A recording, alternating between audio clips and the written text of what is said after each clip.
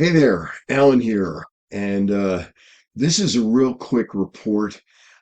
Still working on the recent visit that my buddy Isaac and I made to Zion National Park, Kolob, and East Zion, and for that matter, Bryce Canyon.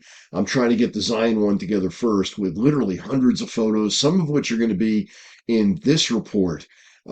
This report is not something I was planning on doing. I was listening to Josh the RV nerd, and I heard him talking about Heartland and Thor RV. And then I heard some other reports come out related to the economy, and I want to kind of tie them all together for you. When it comes to Thor and Heartland, and by the way, this post is going to be at rvacrossamerica.net/Heartland, Heartland.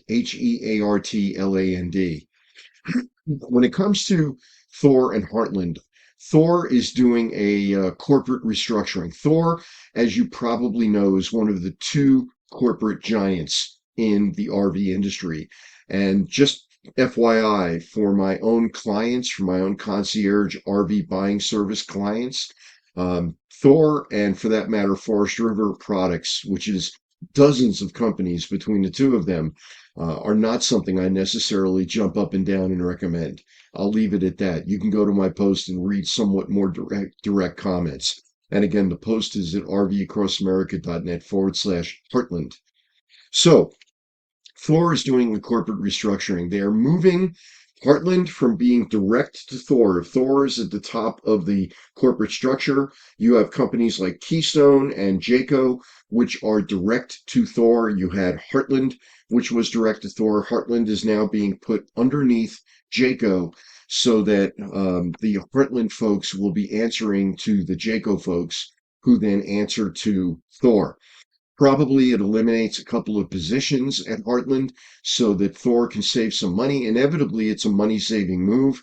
It probably doesn't affect the quality or lack thereof one way or the other, but it's not going to affect your warranty. If you did buy a Heartland within the last year and you're under manufacturer's warranty, this won't affect you. Heartland is not going out of business, so understand that. But why would Thor do this? Well, here's a couple of other canary in the coal mine type reports that I just heard, and these are literally within the last 48 hours as I'm recording this. I'm recording this on the morning of the 22nd. It'll probably go live on the 24th, but maybe 23rd.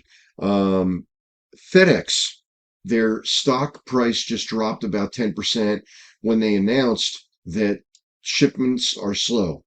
A lot of people are not shipping anything. And UPS is singing the same tune, and FedEx's forward-looking guidance wasn't any better. They didn't see things getting better. So why is that happening? Is it because FedEx does a horrible job? No, not necessarily. Then if that was the case, UPS would pick up in business. They're both down.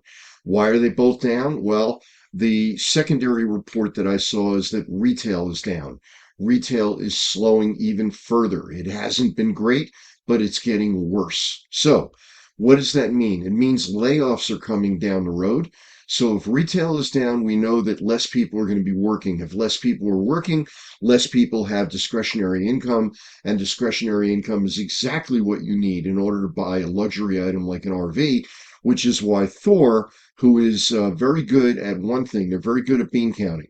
They're very good at trying to maintain the bottom line so that they remain profitable. Same thing for Forest River and all their companies. So the reality is Thor is doing something which is going to try and save them money. The bottom line is that when it comes to buying an RV right now, it's a buyer's market. It's a very strong buyer's market. So if you're a seller, and I have a couple of sellers right now, it's not looking great. We have to find the right approach, and we have to find the right price. I don't like pricing campers too low that I'm trying to sell because, first of all, it takes money out of the pockets of my clients who are trying to sell it in order to sell it at a low price. And second, because some buyers look at it and go, how come it's so cheap? So you got to be in the league of what all the competition is, but then you've got to lead that league, but not by too much. So it's kind of a fine line, and that's what I do. That's what my clients pay me to do. Write the ad, take the calls, separate the scammers from the real buyers, et cetera, et cetera. That's for people who are selling. For people who are buying, I try to make sure that they get the right product at the best possible price and a quality product at that. Anyway, Alan here, rvcrossamerica.net/Heartland, Heartland. You'll get the rest of what you need over there. There's some background information. There's a little bit more I put in. And thanks, and you have a great day. And stay tuned for the Zion report. It's going to be phenomenal. And as far as this video, please give it a like, give it a share, give it a subscribe, give it a comment, whatever. And if you're seeing this on my website, please leave a comment below. I love to hear from people and I respond to everyone and everything. All right, take care. Have a great day.